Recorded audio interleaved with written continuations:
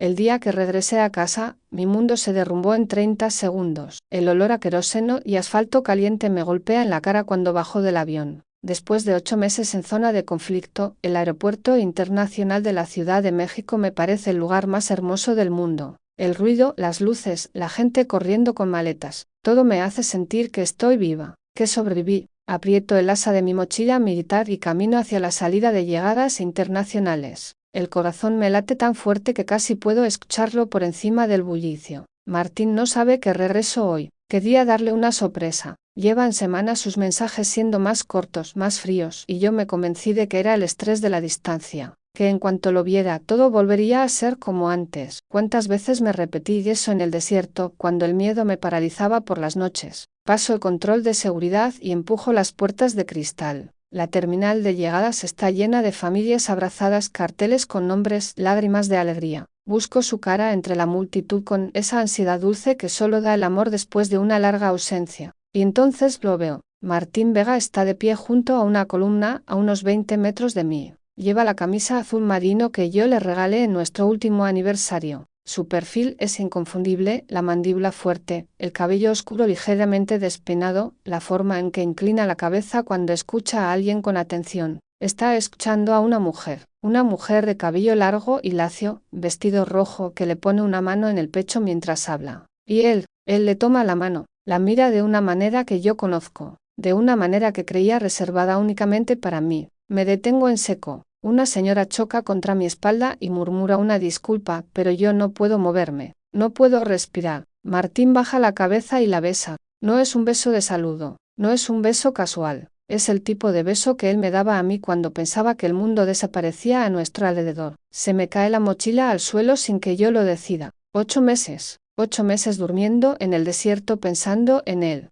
8 meses sobreviviendo balas y miedo y soledad, aferrada a su recuerdo como si fuera lo único real. La mujer del vestido rojo ríe. Le acomoda el cuello de la camisa con una familiaridad que duele más que cualquier herida que recibí en combate. Y Martín le sonríe. Ese sonríe lento y cálido que creía que solo yo provocaba en él. Algo dentro de mí se rompe, pero algo más se endurece. Me agacho, recojo mi mochila del suelo y los observo durante 10 segundos completos. Cuento cada uno de ellos. 10 segundos en los que memorizo cada detalle de esta escena porque sé, con una certeza que me hiela la sangre, que este momento va a cambiarlo todo. Él no me ha visto, y por primera vez en mi vida, eso me da poder. Doy media vuelta y camino hacia la salida sin que nadie me detenga. Afuera, el aire caliente de la ciudad me golpea la cara. Me siento en un banco de la acera, saco el teléfono y llamo a mi hermano, Rodrigo Ortigo, cuando contesta. Mi voz suena extrañamente tranquila. Necesito que vengas a buscarme al aeropuerto. Alad, exclama él, y escucho que se pone de pie de golpe. Hermana, ya llegaste. ¿Por qué no avisaste? Martín no fue a buscarte. Cierro los ojos un segundo. Martín estaba ocupado, respondo. Ven tú. Y Rodrigo, no le digas a nadie que llegue. Silencio al otro lado de la línea. Alba, ¿qué pasó? Todavía no lo sé, contesto. Pero voy a averiguarlo. Cuelgo el teléfono y me quedo mirando el tráfico de la ciudad. Los coches pasan veloces, indiferentes. El sol de mediodía cae implacable sobre el asfalto, y yo siento, por primera vez desde que salí de zona de conflicto, que el verdadero campo de batalla acaba de comenzar. ¿Quién era esa mujer? ¿Desde cuándo? ¿Cuántas de sus llamadas cortas, cuántos de sus mensajes fríos escondían esto? Saco la foto que guardé en mi chaleco durante todo el despliegue. Martín y yo en nuestra boda hace 2 años. Él con traje oscuro, yo con un vestido sencillo de encaje blanco que mi madre cosió a mano. Los dos riendo, los dos completamente convencidos de que éramos invencibles juntos. La doblo con cuidado y la guardo de nuevo. No voy a llorar aquí, no voy a llorar delante de nadie. Sobreviví una guerra. Voy a sobrevivir esto también, pero lo que aún no sé, lo que tardaré días en descubrir, es que el hombre que acabo de ver besando a esa mujer en el aeropuerto, no era Martín. ¿Tú qué harías en mi lugar? ¿Pedirías explicaciones de inmediato o esperarías para descubrir toda la verdad? Déjamelo en los comentarios porque necesito saber si estoy loca o si hice lo correcto. El despacho de mi comandante huele a café viejo y papel impreso. Es la última vez que piso esta oficina antes de firmar mi baja temporal, y lo hago con una mezcla de orgullo y melancolía que no sé muy bien cómo nombrar. Soldado Ríos, dice el comandante Herrera sin levantar la vista de los papeles. 8 meses sin una sola queja. Sin un solo error. Eres de las mejores que hemos tenido en esta unidad. Gracias, mi comandante, respondo firme, con la espalda recta y las manos detrás de la espalda. ¿Qué vas a hacer ahora? Pienso en Martín, en el departamento que compartimos en la colonia Roma, en los domingos con café y periódico y sus brazos rodeándome por la espalda mientras yo leía. Volver a casa, digo. Lo que no digo es que ya no sé si esa casa sigue existiendo. ¿Cuándo empezó todo a cambiar? Fue gradual, hubo un momento exacto en que Martín decidió que yo no era suficiente. Me llamo Alba Ríos Montoya, tengo 28 años, soy hija de un mecánico de Iztapalapa y una costurera de Oaxaca que se conocieron en un camión del metro y se enamoraron antes de llegar a su parada. Crecí entre el ruido de los motores y el olor a tela nueva, aprendiendo que el trabajo duro es la única herencia digna que una familia sin dinero puede dejar. Me enlisté en el ejército a los 18 años. No por falta de opciones, sino por convicción, porque quería pertenecer a algo más grande que yo misma, porque quería demostrarme que era capaz de soportar lo que fuera, y lo demostré, vaya que lo demostré. Rodrigo, mi hermano mayor, nunca lo entendió del todo. Las mujeres no son para la guerra, Alba, me dijo el día que firmé mis papeles de ingreso. Las mujeres son para lo que ellas decidan, le respondí. No discutimos más. Rodrigo siempre supo cuándo había perdido una batalla conmigo. Tenía 26 años cuando conocí a Martín Vega, y si tuviera que describir ese primer encuentro con una sola palabra, elegiría inevitable. Era un sábado de octubre con el cielo nublado y ese frío particular que tiene la Ciudad de México cuando el invierno empieza a asomarse sin avisar. Rodrigo me había arrastrado a una exposición de fotografía en el Centro Cultural de Bellas Artes. Yo acababa de regresar de unas maniobras en Veracruz y tenía la cabeza todavía en modo combate, hipervigilante, tensa, sin saber muy bien cómo volver a comportarme como una persona civil. ¿Necesitas aire, hermana?, me había dicho Rodrigo. Arte, cultura, cosas bonitas que recordarte porque vale la pena defender este país. Eres dramático, le respondí, pero fui. La exposición se llamaba Rostros de Guerra, fotografías de corresponsales en zonas de conflicto de todo el mundo, caras de soldados, de civiles, de niños con ojos demasiado viejos para su edad. Me moví entre las imágenes con un nudo en la garganta que reconocía bien, ese nudo que se forma cuando ves reflejado en una foto algo que tú misma has vivido pero no has podido nombrar todavía. Me detuve frente a una fotografía en particular. Una mujer soldado, en algún desierto que podría haber sido el mío, mirando el horizonte con una expresión que no era tristeza exactamente. Era algo más parecido a la determinación silenciosa de quien sabe que no tiene otra opción más que seguir adelante. Es impresionante, ¿verdad? La voz vino de mi lado izquierdo. Me giré y lo vi. Alto, cabello oscuro ligeramente revuelto, como si no le hubiera prestado demasiada atención esa mañana. Ojos color miel oscura que miraban la fotografía con una intensidad genuina. No era el tipo de hombre que impacta por su belleza obvia. Era el tipo de hombre que impacta porque cuando te mira, sientes que realmente te está viendo. Sí, respondí, volviéndome de nuevo hacia la foto. El fotógrafo capturó algo que es muy difícil de capturar. El miedo. La decisión de no rendirse a pesar del miedo, lo corregí. Sentí su mirada posarse en mí con una curiosidad nueva.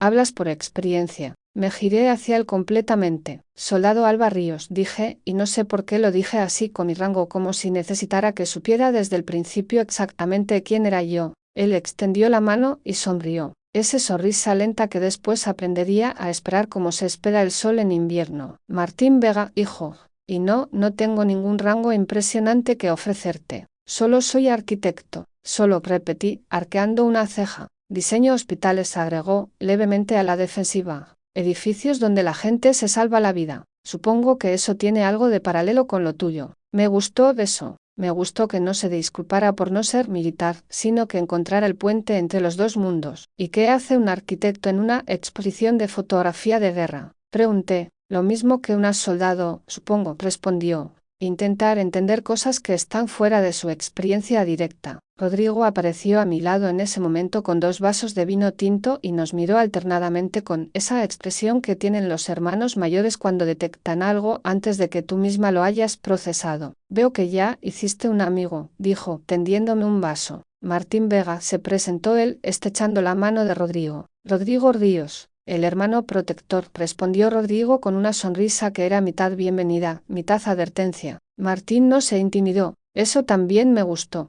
Pasamos las siguientes 2 horas moviéndonos por la exposición los tres juntos, pero Martín y yo terminamos siempre un paso por delante de Rodrigo, sumergidos en conversaciones que saltaban de la arquitectura a la táctica militar, de los miedos de infancia a los sueños de futuro, con esa fluidez extraña que solo ocurre cuando dos personas descubren que hablan el mismo idioma sin haberlo aprendido juntas. ¿Puedo pedirte tu número?, me preguntó cuando nos despedíamos en la puerta del museo. La noche ya había caído y el frío se había asentado sobre la ciudad. Lo miré un momento. En el ejército aprendes a leer a las personas rápido, a detectar la deshonestidad, la manipulación, el miedo disfrazado de valentía. En los ojos de Martín Vega solo vi curiosidad genuina y algo más tímido que no supe nombrar en ese momento. Dámelo tú, respondí, y yo decido si llamo. Él soltó una carcajada suave que formó una pequeña nube de vapor en el aire frío. Me parece justo, dijo, y me dictó su número. Llamé esa misma noche. Hablamos hasta las 3 de la madrugada. ¿Cómo explicar lo que fue esos primeros meses? ¿Cómo describir la sensación de encontrar a alguien que encaja contigo no porque seáis iguales, sino porque vuestras diferencias se complementan de una manera que parece diseñada? Martín llegaba a buscarme después de mis turnos con café en termo y música en el coche.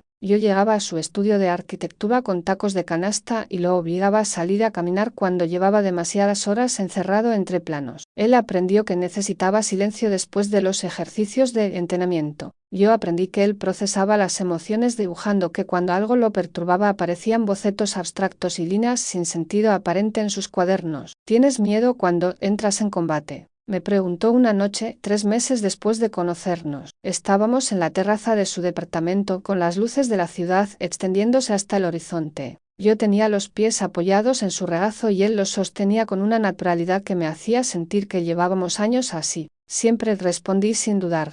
El que dice que no tiene miedo miente o es un peligro para su unidad. ¿Y cómo lo manejas? Respiro, me concentro en lo que puedo controlar. Y pienso en las personas que me esperan. Él me miró de una manera que me detuvo el corazón un segundo. Hay alguien que te espera. Hay alguien que empieza a importarme más de lo que me parece prudente, admití. Martín sonrió, se inclinó hacia adelante, me tomó la mano y la sostuvo entre las suyas con una ternura que no esperaba de alguien que apenas me conocía y al mismo tiempo me conocía completamente. A mí me pasa lo mismo, dijo, y yo tampoco sé si es prudente. Nunca lo es, respondí. No concordó. Pero creo que vale la pena. Lo besé yo primero, lo elegí yo primero, y eso, 6 meses después, seguía pareciéndome la decisión más valiente y más acertada de mi vida. Nos comprometimos en abril, en el mismo museo donde nos conocimos, frente a la misma fotografía de la mujer soldado mirando el horizonte. Martín no hizo ningún escándalo. No hubo pétalos de rosa ni violinistas contratados. Solo él, un anillo sencillo de plata con una pequeña turquesa, y estas palabras. No te prometo que será fácil. Te prometo que voy a estar.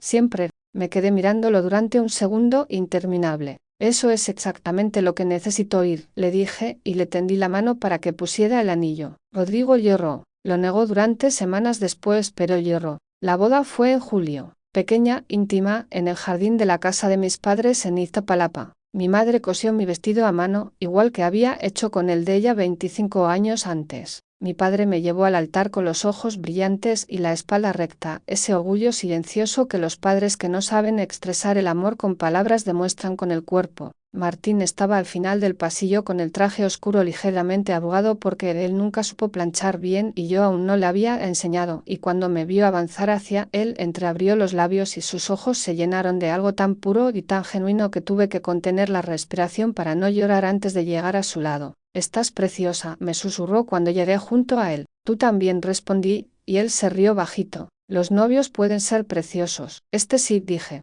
El juez civil nos casó bajo una buhambilla de color fucsia que mi madre había plantado el año que yo nací. Dijimos nuestros votos con voces firmes aunque les temblaban las manos. Y cuando nos besamos, la pequeña reunión de familia y amigos aplaudió y mi padre se sopló la nariz ruidosamente y Rodrigo ya ni siquiera intentó fingir que no lloraba. Ese día fui más feliz que en ningún otro momento de mi vida. ¿Cómo podía saber yo que esa felicidad tenía un reloj contando hacia atrás? Los primeros meses de matrimonio fueron exactamente lo que habíamos prometido, no fáciles, pero reales. Martín viajaba por proyectos de construcción. Yo tenía turnos largos e impredecibles. Aprendimos a comunicarnos en los huecos, a no desperdiciar el tiempo juntos, a valorar los domingos tranquilos como si fueran pequeños tesoros. Y luego llegó la orden de despliegue, zona de conflicto en el noreste, frontera con operaciones especiales. 8 meses mínimo. Recuerdo la noche que se lo dije. Estábamos en la cocina, él preparando pasta, yo sentada en la encimera con mi taza de café.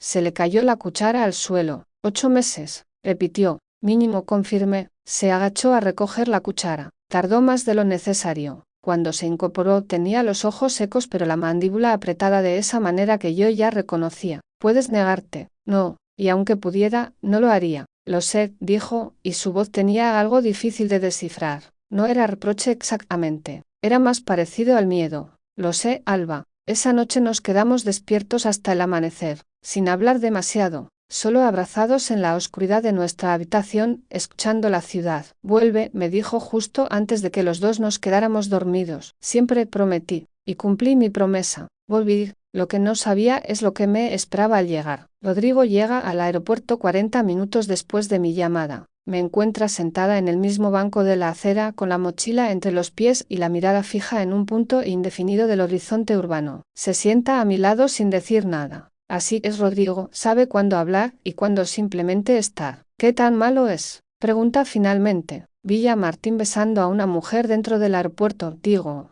No sabía que yo llegaba hoy. Rodrigo suelta el aire despacio. Álvar, empieza. No os lo interrumpo. No quiero consuelo todavía. Quiero información. ¿Sabes algo? Él guarda silencio un segundo demasiado largo. Me giro hacia él. Rodrigo, hay algo que no te conté, dice en voz baja. Porque no estaba seguro, porque no quería preocuparte estando tan lejos. ¿Y por qué? Porque no tenía sentido. El corazón me da un vuelco. Dímelo ahora. Mi hermano me mira con esa expresión que tienen las personas cuando están a punto de decir algo que saben que va a cambiar todo. Hace como 3 meses comienza, vi a Martín en el mercado de la Lagunilla. Lo saludé. Él me miró como si no me conociera, Alba. Completamente. Como si fuera la primera vez que me veía en su vida. Frunzo el ceño. Eso no tiene sentido. Llevamos 2 años casados. Te conoce perfectamente. Ya lo sé, dice Rodrigo. Por eso no te lo conté. Pensé que era un mal día, que estaba distraído. Pero ahora que me dices lo que viste. Se detiene. Que él presionó. Ahora me pregunto si el hombre que vi en el mercado era realmente Martín. El tráfico sigue fluyendo frente a nosotros. Un niño pasa corriendo con un globo de color rojo. Una pareja se toma de la mano en la acera de enfrente. Yo siento que el suelo se mueve bajo mis pies aunque estoy completamente quieta. ¿Qué quiere decir eso? ¿Qué significa que Rodrigo no esté seguro de si era Martín? ¿Cómo puede un hombre no reconocer a su cuñado después de 2 años? Saco el teléfono. Busco los mensajes de Martín de los últimos 3 meses. Los releo con ojos nuevos, con esa mirada entrenada que el ejército me dio para detectar anomalías. Y los encuentro. Pequeños cambios en el tono. Palabras que él nunca usaba. Una ausencia de los apodos privados que teníamos entre nosotros. La forma en que respondía a preguntas específicas sobre nuestra vida con respuestas que eran correctas pero demasiado generales. Como alguien que conoce la historia pero no la vivió. Se me hiela la sangre. Rodrigo, digo muy despacio. Necesito que me lleves a casa. Ahora mismo. Y Martín, me pongo de pie y me cuelgo la mochila al hombro. Eso es exactamente lo que voy a averiguar, digo. ¿Quién es el hombre que vive en mi casa y lleva meses respondiendo a mis mensajes? Pero lo que ninguno de los dos sospecha todavía es que la respuesta a esa pregunta va a ser más extraña, más dolorosa y más complicada de lo que cualquiera de los dos podría imaginar. Ya te enamoraste de él como yo. Dale like si crees que su amor es real o comenta si piensas que me está engañando. Porque lo que descubro en el próximo capítulo. El departamento huele igual que siempre. A madera y café y ese jabón de lavanda que Martín compra en el mercado orgánico de Coyoacán. El olor me golpea en cuanto agarro la puerta y tengo que detenerme un segundo en el umbral porque mis pies no quieren avanzar. Todo está en su lugar. Las plantas en la ventana, los planos enrollados en el estante, la taza azul que yo le regalé su primer cumpleaños como pareja en el escurrido junto al fregadero. ¿Cómo puede todo parecer tan normal cuando yo siento que nada lo es? ¿Quieres que me quede?, pregunta Rodrigo desde el pasillo. No respondo. Necesito hacer esto sola. Él duda. Álvar, Rodrigo. Me giro hacia él. Llevo 8 meses en zona de conflicto. Puedo manejar una conversación difícil con mi marido. Mi hermano asiente, pero me pone una mano en el hombro antes de irse. Llámame, para lo que sea, a cualquier hora. Lo sé, digo. Gracias. Cierro la puerta. Me quedo de pie en el centro de la sala durante un minuto completo. Dejo caer la mochila al suelo. Me paso las manos por el cabello todavía recogido en el moño militar que llevo desde esta mañana cuando abordé el avión en la base. Esta mañana, parece que fue hace una semana. Camino hacia el dormitorio. La cama está tendida con esa precisión que Martín nunca tuvo de forma natural sino que desarrolló conviviendo conmigo. Las almohadas simétricas, las esquinas perfectas. Aprendió, pienso, y el pensamiento me duele de una manera inesperada. Abro el cajón de su mesita de noche. No sé exactamente qué busco. Señales, pruebas, algo que confirme o desmienta lo que vi en el aeropuerto y lo que Rodrigo me dijo en la acera. El cajón tiene lo de siempre, pastillas para el dolor de cabeza, un libro de arquitectura con el lomo roto, monedas sueltas, un cargador viejo, y una fotografía que no reconozco. La saco despacio. Es Martín inconfundiblemente, pero está con personas que yo no conozco en un lugar que no reconozco. Una casa amplia, luminosa, con jardín. Junto a él hay un hombre mayor con sus mismos rasgos, una mujer elegante de cabello canoso, y se me corta la respiración. Junto a Martín, en esa fotografía, hay otro hombre que es exactamente igual a él, idéntico, el mismo rostro, la misma mandíbula, los mismos ojos. Volteo la foto. En el reverso, con una letra que no es la de Martín, alguien escribió a lápiz Navidad. Los 4 juntos por primera vez en años. Que no sea la última. Galar, los 4. Me siento en el borde de la cama con la fotografía en la mano y el corazón latiendo tan fuerte que lo escucho en mis oídos. Martín nunca me habló de un hermano. En 2 años de noviazgo y matrimonio jamás mencionó que tuviera un hermano, y mucho menos un gemelo. Escucho la llave en la cerradura exactamente 20 minutos después. No me he movido del borde de la cama. Tengo la fotografía apoyada en mi rodilla y la espalda recta y la respiración controlada. Modo combate. Cuando no sabes lo que viene, te preparas para todo. Escucho sus pasos en el pasillo, el sonido familiar de sus llaves cayendo en el cuenco de cerámica junto a la entrada. Una pausa cuando ve mi mochila en el suelo de la sala. Alba, su voz, la voz de Martín. Cierro los ojos un segundo. Aparece en el umbral del dormitorio y se detiene en seco cuando me ve. Hay algo en su expresión que tarda una fracción de segundo en recomponerse, algo que en condiciones normales no habría detectado, pero yo llevo 8 meses entrenando los ojos para notar lo que dura un parpadeo.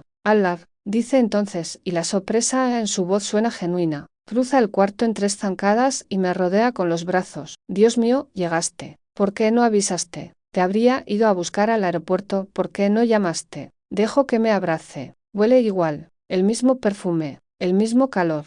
Pero yo tengo los brazos quietos a los costados y los ojos abiertos mirando la pared sobre su hombro. Me separo de él con suavidad. Quería darte una sorpresa, digo, y lo miro a los ojos. Él sonríe. Esa sonrisa lenta y cálida que conozco de memoria. ¿La conozco? ¿O solo conozco una versión de ella? ¿Estás bien?, pregunta, leyendo algo en mi cara. Alba, ¿qué pasa? Bajo la vista hacia la fotografía en mi rodilla y la levanto para que la vea. El silencio que sí dura exactamente 4 segundos. Los cuento. La expresión de su cara cambia de una manera que no sé interpretar del todo. No es culpa exactamente. Es algo más parecido al miedo. ¿Dónde encontraste eso? Pregunta en voz baja. En tu cajón, respondo. Martín, ¿quién es ese hombre? Él se sienta en el sillón frente a mí. Se pasa una mano por el cabello. Ese gesto que hace cuando algo lo agobia. Se llama Sebastián, dice finalmente. Es mi hermano. Tu hermano gemelo, corrijo. Sí. ¿Por qué nunca me lo dijiste? Martín levanta la vista hacia mí. Sus ojos tienen algo que no había visto antes en ellos. O quizás sí lo vi, en algún momento, y no supe reconocerlo,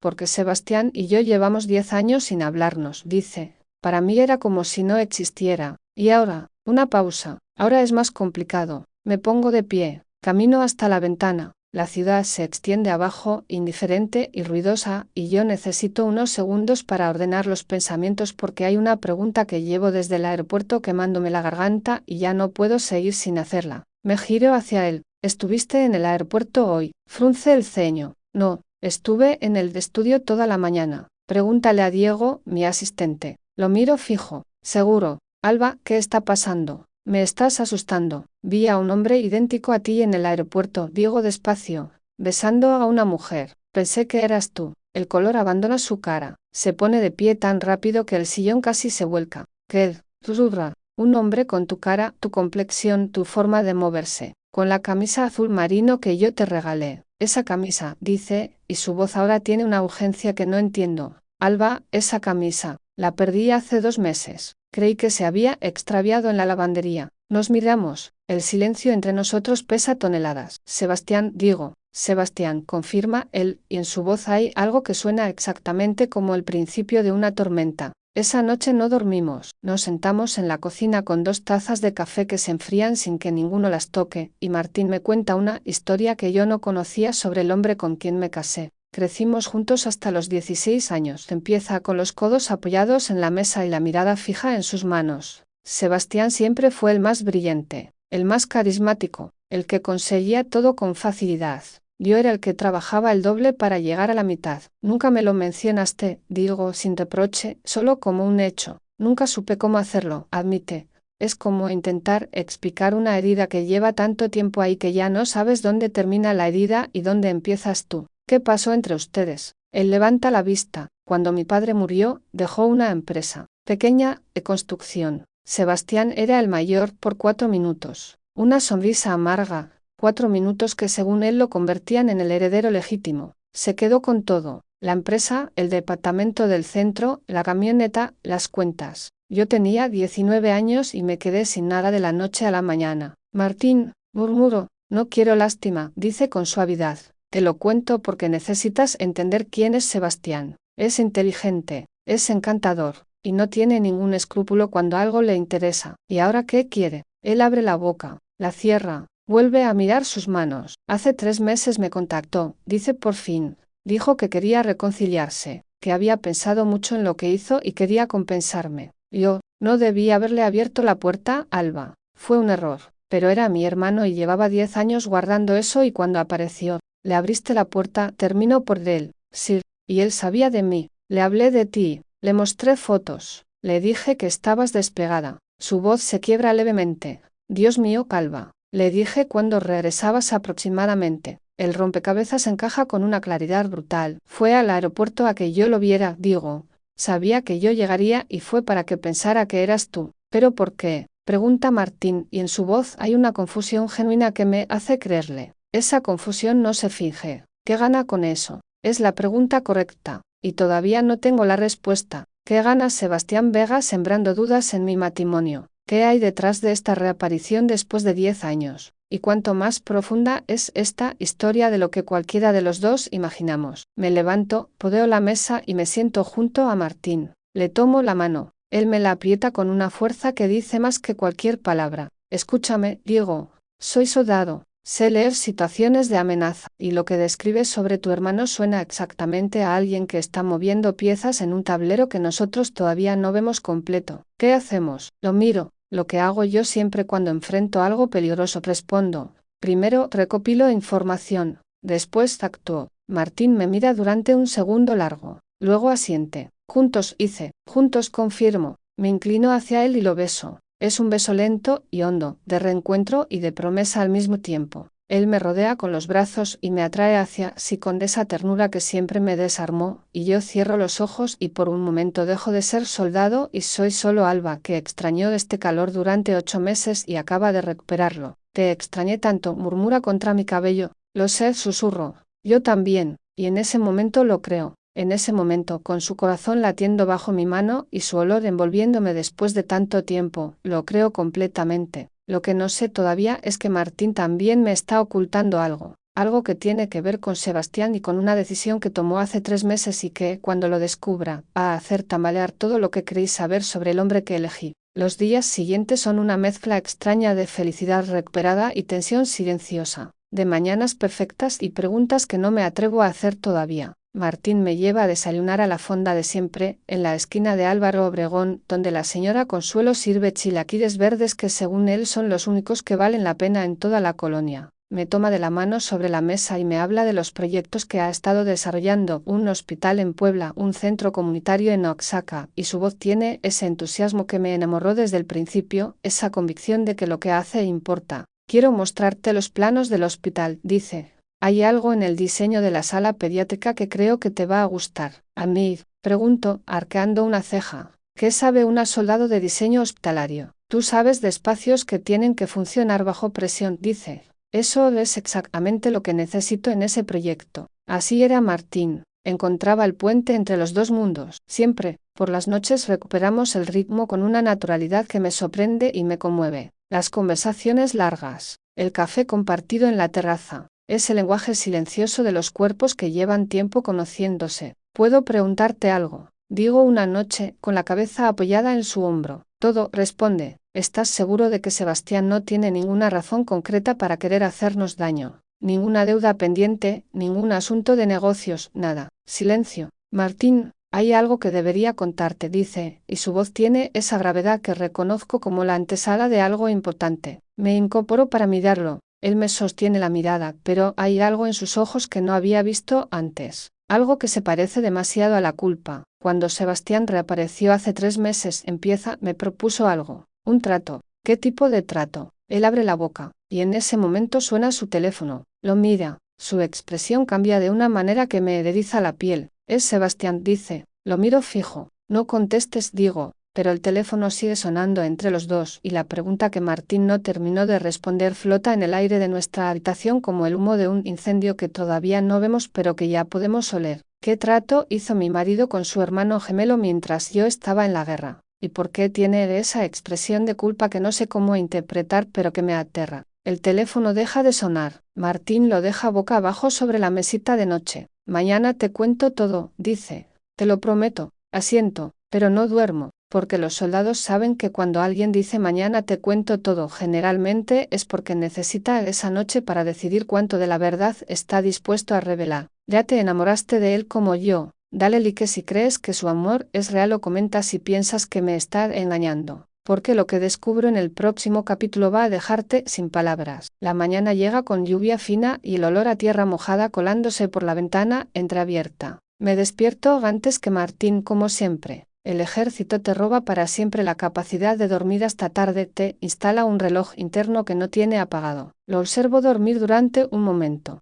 Tiene el ceño levemente fruncido, incluso dormido, esa expresión de quien procesa problemas incluso en el descanso. Le aparto un mechón de la frente con cuidado de no despertarlo. ¿Cuántas mañanas imaginé exactamente esto mientras estaba en el desierto? ¿Cuántas veces me aferré a esta imagen para seguir avanzando cuando todo lo demás me empujaba a rendirme? Me levanto en silencio, preparo café y me siento en la terraza con la taza entre las manos. La ciudad amanece gris y húmeda y hermosa a su manera particular. Un vendedor de tamales pasa empujando su carrito por la calle de abajo. Una pareja de ancianos camina tomada de la mano bajo un paraguas compartido. Pienso en el trato que Martín no terminó de contarme anoche. Pienso en Sebastián. Pienso en esa fotografía con la letra de su madre al reverso. Los 4 juntos por primera vez en años. Que no sea la última. ¿Cuándo se tomó esa foto? ¿Fue antes o después de que Sebastián reapareciera en la vida de Martín? ¿Y quiénes son exactamente los padres de Martín, esa mujer elegante y ese hombre mayor que yo nunca conocí porque él me dijo que habían muerto cuando él tenía 20 años? Aprieto la taza con más fuerza. Hay demasiadas preguntas acumuladas y yo soy el tipo de persona que necesita respuestas para funcionar. Escucho los pasos de Martín en el interior del departamento. El sonido del grifo. Después aparece en la puerta de la terraza con el cabello revuelto y los ojos todavía medio cerrados, y a pesar de todo lo que tengo en la cabeza algo en mi pecho se afloja al verlo. «¿Ya hiciste café?», dice con esa voz ronca de recién despierto. «Siempre», respondo. Se sirve una taza y se sienta frente a mí. La lluvia cae suave sobre la ciudad. Durante un momento ninguno de los dos dice nada, y ese silencio tiene la textura de los buenos tiempos, de los domingos tranquilos que tanto extrañé. Pero yo no puedo quedarme en el silencio cómodo esta mañana. Anoche ibas a contarme algo, digo. Él baja la vista hacia su taza. Asiente despacio. Lo sé, Martín, sea lo que sea, necesito saberlo. Soy tu esposa. No puedo ayudarte si no sé contra qué estamos peleando. Él levanta la vista. Hay algo en sus ojos esa mañana que me recuerda a la expresión de los soldados jóvenes antes de su primer despliegue. Ese miedo específico de quien está a punto de cruzar una línea que sabe que no tiene regreso. Cuando Sebastián reapareció, empieza, despacio, no llegó solo con disculpas. Llegó con un problema muy grande. ¿Qué tipo de problema? La empresa que heredó de mi padre, la que me quitó. Pausar, la quebró Alba. En 10 años la llevó a la quiebra completa. Deudas con proveedores, con el fisco, con 2 bancos. Millones de pesos. ¿Y qué tiene que ver eso contigo? Resulta que mi padre nunca cambió los papeles completamente, dice. Hay documentos de constitución de la empresa que todavía llevan mi nombre junto al de Sebastián. Los abogados de los bancos los encontraron. Y según esos documentos, yo soy corresponsable de las deudas. Me quedo quieta. ¿Cuánto? 4.300.000 pesos, dice. Aproximadamente. El número cae entre los dos como una piedra en el agua. Y Sebastián vino a decirte eso. Vino a proponerme una salida, dice, y ahora su voz tiene algo que definitivamente es culpa. Dijo que tenía un contacto, un inversor que estaba dispuesto a comprar la deuda y refinanciarla, pero que necesitaba algo a cambio. ¿Qué cosa? Martín cierra los ojos un segundo. Los planos del Hospital de Puebla. El proyecto completo. Diseño, materiales, licitaciones. El inversor tiene una constructora competidora que perdió la licitación y quiere saber cómo ganamos nosotros. El silencio que sigue es diferente al de antes. Más pesado, con bordes. ¿Les diste los planos? Pregunto, y mi voz sale más fría de lo que pretendo. No responde inmediatamente, y me mira a los ojos con una intensidad que no admite dudas. No, Alba, no los di, pero Sebastián me presionó durante semanas. Me llamaba. Aparecía en el estudio. Decía que si no colaboraba, los abogados de los bancos me hundirían a mí también, que perdería el estudio, el departamento, todo. ¿Y por qué no me lo dijiste? Preguntó. Estaba lejos, sí, pero tengo teléfono, tengo email. ¿Por qué lo cargaste solo durante 3 meses? Él apoya los codos en la mesa y se cubre la cara con las manos. Porque no quería que te preocuparas estando en zona de combate, dice entre los dedos. Porque sabía que si te lo decía ibas a querer resolverlo desde allá y no podías. ¿Y por qué? Porque tenía vergüenza, Alba. ¿Vergüenza de qué? Baja las manos. Me mira. De que mi hermano volviera a demostrar que puede arrastrarme a su caos aunque lleve 10 años intentando mantenerme lejos de él. De que a pesar de todo lo que construí, un papel viejo con mi nombre pudiera tirarlo todo abajo. La rabia que sentía empieza a ceder terreno a algo más complicado. Porque entiendo eso. Entiendo la vergüenza de que tu pasado pueda alcanzarte sin importar qué tan lejos hayas corrido. ¿Qué le dijiste finalmente a Sebastián? Pregunto. Que necesitaba tiempo, que cuando regresaras tomaríamos una decisión juntos. Una pausa. Por eso llamó anoche. Se está impacientando. Me recuesto en el respaldo de la silla y proceso todo durante un momento. ¿Consultaste un abogado propio? Alguien que no sea de Sebastián ni de los bancos. No, eso es lo primero que hacemos hoy, digo. Llamamos a un abogado independiente y verificamos si esa corresponsabilidad es real o si Sebastián te está mintiendo para tenerte bajo presión. Martín me mira con algo que podría ser alivio. No estás enojada. Estoy muy enojada, digo con honestidad, pero no contigo. Contigo estoy frustrada, porque somos equipo y lo olvidaste. El enojo de verdad es para Sebastián. Él extiende la mano sobre la mesa. Yo la miro un segundo y después la tomo. Lo siento, Alba. Lo sé, digo. Pero las disculpas las aceptamos después. Ahora trabajamos. Esa semana funciona como un engranaje bien aceitado. Martín consigue cita con un abogado corporativo recomendado por un colega del gremio de arquitectos, un hombre serio de apellido Garduño que nos recibe en su despacho del centro el miércoles por la tarde. Llevamos todos los documentos que Martín tiene relacionados con la empresa de su padre. El licenciado Garduño los revisa con paciencia metódica mientras nosotros estamos sentados frente a su escritorio. Yo tengo la espalda recta y las manos quietas en el regazo, ese estado de alerta controlada que el ejército convierte en segunda naturaleza. Martín, a mi lado, tamborilea los dedos sobre su rodilla hasta que pongo mi mano sobre la suya y se detiene. Me lo agradeció sin palabras, pienso, apretando levemente mis dedos. Garduño levanta finalmente la vista. La situación es delicada pero no desesperada, dice. Es cierto que el nombre del señor Martín aparece en los documentos de constitución originales. Sin embargo, hay un elemento clave que su hermano aparentemente omitió mencionarle. ¿Cuál? Pregunta Martín. Existe un acta notarial del año 2016, dice Garduño girando un documento hacia nosotros firmada por su padre antes de morir, en la que transfiere la totalidad de la gestión y responsabilidad de la empresa a Sebastián Vega en exclusiva, con renuncia expresa del señor Martín a cualquier vínculo societario. Me giro hacia Martín. Él mira el documento con los ojos muy abiertos. Ese documento existe, dice en voz baja. Mi padre me lo mencionó. Yo firmé algo, pero era tan joven y estaba tan perdido con todo lo del duelo que ni siquiera recuerdo bien qué firmé exactamente. Pues ese documento lo protege, dice Garduño. Los bancos no tienen base legal sólida para ir contra usted.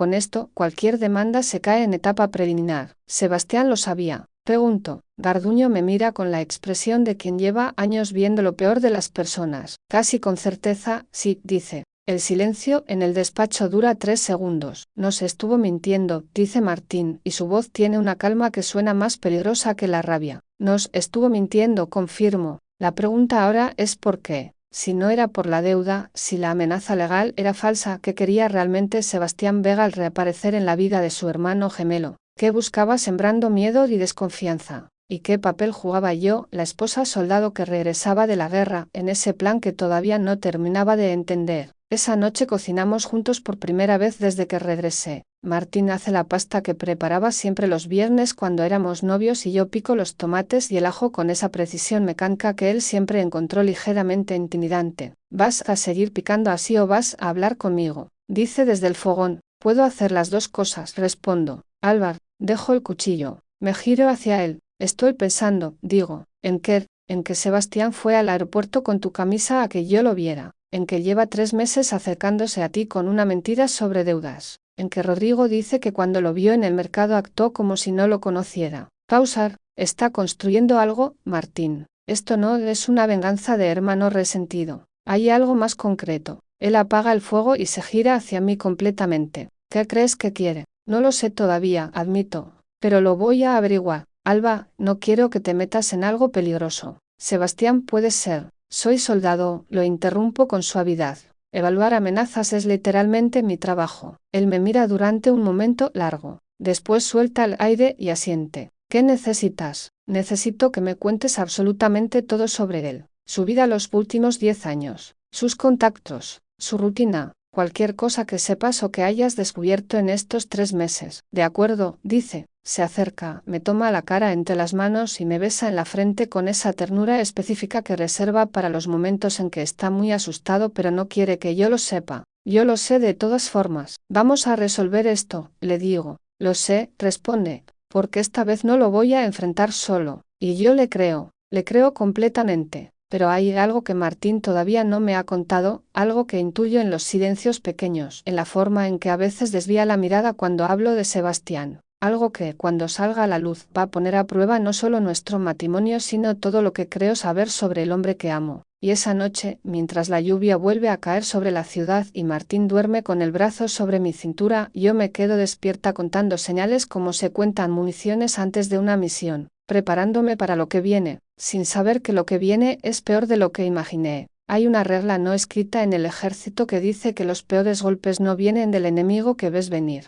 Vienen del flanco que creías seguro. Lo aprendí en el campo de entrenamiento, lo comprobé en zona de conflicto, y lo entiendo por fin con una claridad brutal un martes por la mañana en el estudio de arquitectura de mi marido. Había ido a sorprenderlo con el almuerzo. La señora Consuelo me empacó 2 porciones de sus chilaquiles con una sonrisa cómplice que me dio más calidez que cualquier bienvenida oficial. Caminé las 6 cuadras desde la fonda con la bolsa en la mano y el sol de mediodía cayendo sobre las banquetas mojadas del post-lluvia. La recepcionista, una chica joven llamada Sofía, no está en su lugar cuando entro. El estudio tiene esa quietud de mediodía en que la mitad del equipo está almorzando. Avanzo por el pasillo hacia la oficina de Martín con la familiaridad de quien conoce el espacio de memoria. La puerta está entreabierta. Escucho voces. Me detengo. El instinto de combate no se apaga. Nunca. Incluso en un pasillo de oficina con olor a café y papel, algo en mi cuerpo detecta la tensión antes de que mi mente la procese. Reconozco la voz de Martín. La otra voz es masculina, el mismo registro, la misma cadencia, pero tiene un tono diferente, más frío, más calculado. Sebastián, no entro. Me quedo en el pasillo con la bolsa de chilaquiles en la mano y escucho. Ya no hay más tiempo, Martín, dice la voz de Sebastián. El plazo se venció. Te dije que necesitaba hablar con Alba primero, responde Martín, y su voz tiene esa tensión controlada que yo reconozco como el límite antes del quiebre. Alba ya llegó. Llevas una semana con ella. ¿Qué estás esperando? Que no es tan simple, Sebastián. Lo que me pides, lo que te pido es lo que acordamos, lo interrumpe Sebastián, y ahora su voz baja a un tono que me obliga a concentrarme para escuchar.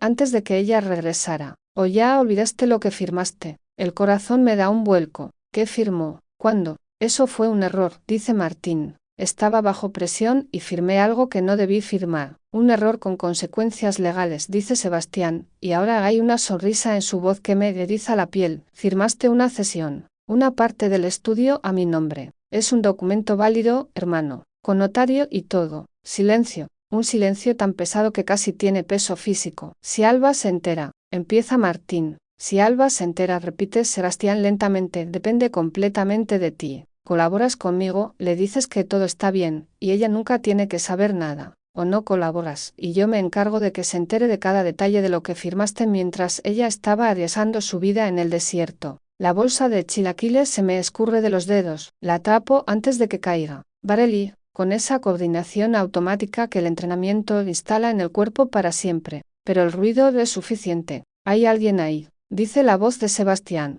No espero. Empujo la puerta. Los veo a los dos al mismo tiempo y el impacto físico de ver dos caras idénticas en el mismo cuarto es algo para lo que ningún entrenamiento del mundo te prepara. Martín está de pie junto a su escritorio. Sebastián está sentado en el sillón de visitas con las piernas cruzadas y esa postura de quien ocupa el espacio de los demás como si le perteneciera. Son exactamente iguales, excepto por los ojos. Los ojos de Martín cuando me ve entrar se llenan de algo que reconozco como terror. No miedo, terror. El tipo que sientes cuando lo que más temías que ocurriera acaba de ocurrir. Los ojos de Sebastián cuando me ve entrar se llenan de algo completamente distinto. Curiosidad, evaluación, y algo que en otro contexto podría confundirse con admiración pero que yo leo correctamente como lo que es el cálculo de un adversario midiendo al contrario. Alba, dice Martín, y su voz suena rota. No lo miro a él todavía. Miro a Sebastián. Sebastián Vega se pone de pie despacio con esa calma deliberada de quien quiere demostrar que no lo afecta nada, y me tiende la mano con una sonrisa que usa la misma geometría que la de Martín pero que no tiene ninguno de su calor. Así que tú eres Alba, dice. Martín me habló mucho de ti, y tú eres el hombre que se puso la camisa de mi marido para que yo te confundiera con él en el aeropuerto, respondo, sin tomar su mano. La sonrisa no desaparece, si acaso se vuelve más interesante. Directa, dice. Me gusta. No estoy aquí para gustarte, digo. Escuché suficiente de la conversación. Quiero que me expliques con tus propias palabras qué firmó mi marido y qué pretendes hacer con ello. Sebastián me mira un momento. Después se gira hacia Martín con una expresión que dice claramente te lo dije. Alba, dice Martín dando un paso hacia mí, déjame explicarte yo. Siéntate, Martín, digo, y mi voz sale con esa autoridad de mando que 8 meses de zona de conflicto no hacen más que profundizar. Él se detiene. Asiente, se sienta. Me giro hacia Sebastián. Hablar. Sebastián inclina levemente la cabeza como quien acepta las reglas de un juego que cree tener ganado de antemano. Hace 3 meses, dice tu marido y yo llegamos a un acuerdo. Él firmó una cesión del 20% de este estudio a mi nombre, a cambio de que yo resolviera el problema de las deudas de la empresa familiar. Deudas que según nuestro abogado no lo afectaban legalmente a él, digo. Un destello en sus ojos. Rápido, casi imperceptible. Veo que hicieron su tarea, dice. ¿Por qué fue al aeropuerto con la camisa de Martín? Pregunto. ¿Qué ganaba con que yo pensara que él me era infiel? Tiempo, responde Sebastián con una simpleza que me descoloca. Si tú llegabas convencida de que Martín te había traicionado, estarías emocionalmente ocupada, peleando con él, sin capacidad de ver el panorama completo, sin hacer exactamente lo que acabas de hacer, contratar abogados e investigar. Lo miro fijo. Es inteligente. Eso lo hace más peligroso, no menos. ¿Y la mujer del aeropuerto? Pregunto. Una conocida que me hizo el favor, dice, con una indiferencia que me revuelve el estómago. Le dije que era una apuesta con un amigo. Ella no sabe nada. Me giro hacia Martín. Él tiene los ojos clavados en el suelo, las manos apretadas sobre las rodillas, y esa postura lo dice todo. Sabe que lo que hizo fue un error. Sabe que firmó algo que no debió firmar. Y sabe que yo lo sé. ¿Cuándo firmaste eso? Le pregunto. Hace 2 meses, dice sin levantar la vista. Estaba agotado de su presión. Pensé que era la salida más rápida y que después encontraría la manera de revertirlo. Sin decirme nada, sin decirte nada, confirma, y ahora sí me mira. Fue un error enorme, Alba. Lo sé. La rabia que siento no es caliente. Es fría. Esa rabia fría que es más peligrosa que cualquier explosión porque no se disipa, se concentra. Martín firmó una parte de lo que construyó para los dos, sin consultarme, sin contármelo, bajo la presión de un hermano que le mintió desde el principio. Y aunque entiendo el miedo que lo llevó ahí, aunque entiendo la vergüenza y el agotamiento, hay algo que se quiebra en mi pecho con un sonido que solo yo escucho. La confianza no desaparece, pero se agrieta. Me pongo en posición de firme sin darme cuenta. Ese reflejo del cuerpo cuando la mente necesita estructura para no derrumbarse. Esto termina hoy, digo, mirando a Sebastián. Vas a hacer que ese documento sea revisado por un juez. Y si usaste presión psicológica o engaño para obtener esa firma, que es exactamente lo que ocurrió, ese contrato no vale nada. Eso tendrá que demostrarlo un abogado, dice Sebastián, todavía con esa calma que empieza a parecerme una máscara muy bien ensayada. Lo hará, respondo. El licenciado Garduño ya está al tanto del caso. Por primera vez desde que entré al despacho, algo en la expresión de Sebastián se mueve. Un músculo en la mandíbula. Rápido. Garduño repite. ¿Lo conoces? Pregunto. Silencio. Sí lo conoce. Y ese conocimiento lo incomoda. Esta conversación puede continuar con abogados presentes o puede terminar aquí, digo. Eliges tú. Sebastián me mira durante un momento largo. Después recoge su chaqueta del respaldo del sillón con movimientos deliberadamente lentos y se la pone. Eres exactamente como me imaginé, me dice, y no sé si es un cumplido o una amenaza. Bien, respondo. Entonces ya sabes con quién estás tratando. Sale del despacho sin prisa. Sus pasos se alejan por el pasillo y después escuchamos el ascensor. El silencio que queda es diferente a todos los anteriores. Martín y yo solos, con lo que acaba de ocurrir entre nosotros como una pared de cristal transparente, visible y capaz de cortarte si la tocas sin cuidado. Alba, empieza. No, digo. Ahora no. Me agarro al borde del escritorio. Expiro. Necesito un momento, digo en voz más baja. De acuerdo, dice él, y tiene la sensatez de no moverse. ¿Cómo explicar lo que siento en este momento? No es solo la rabia por la firma, es algo más profundo. Es la imagen de Martín tomando una decisión que afecta a los dos, solo, en silencio, mientras yo estaba a miles de kilómetros sobreviviendo por ambos. Es la certeza de que el miedo puede hacer que la persona que más amas actúe como un extraño. Y es la pregunta que no puedo dejar de hacerme, cuanto más no sé. Me giro hacia él. ¿Hay algo más? ¿Alguna otra cosa que hayas hecho o firmado o decidido solo que yo no sepa?